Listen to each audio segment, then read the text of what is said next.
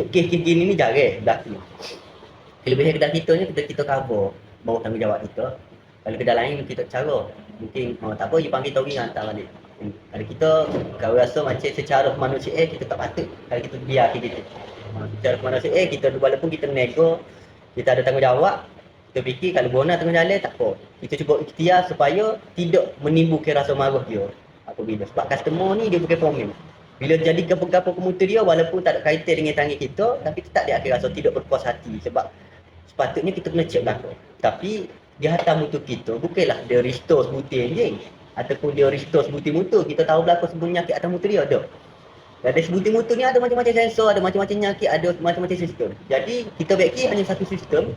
Sistem lain ikut bona tu bukan bawah tanggungjawab kita, tapi secara manusia, secara mesranya niaga kita ni kita tetap bertanggungjawab. Sebab apa dia ada cek beberapa ini.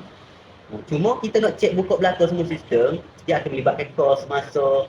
Kecuali dia kata cek belakang saya akan bayar lebih. Awak cek untuk wiring tu tak apa. Jadi kita overhaul, kita cek juga benda lain. Tapi sekiranya dapat simptom baru kita cek. Lagi tak dapat simptom kita tak cek. Dia mungkin simptom tu dia tak mari lalu, dia mari masa dia naik klik tu baru simptom tu lebih. Jadi masa kejadian tu simptom tu mari masa dia klik. Jadi kita pun tak tahu benda tu nak jadi. Jadi kita tetap bertanggungjawab. Kita ayat corner, tunggu situ, kita komen, kita diam. Kita pergi handle sana sama ada nak atas dia klik ke, nak settle situ ke, nak klik sini ke. Dan hari tu alhamdulillah semua lancar. Aku tengok syawarnya apa nama? Macam di handle barang panas tak cukup ke, situ pun cuba ikuti arwana. Kalau tak boleh buat klik kedai bulok pun okey lah tu. Maksudnya ada jalan penyelesaian juga untuk dia. Walaupun dia rasa macam benda tu berlaku dekat dia, sekurang-kurangnya dia nampak kita usaha untuk sesama masalah dia.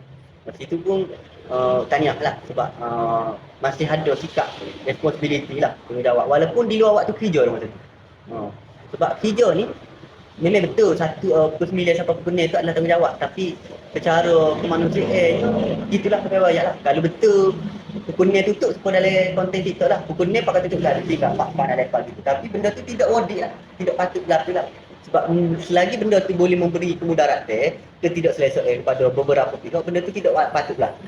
Spek 63 boleh naik 13. Baik korang pakai standard punya, boleh naik 13, 14 lagi better. Motor standard kilang tapi boleh pergi 120 saja. Masalah RS dan RSX, jom kami bantu pulihkan top speed anda.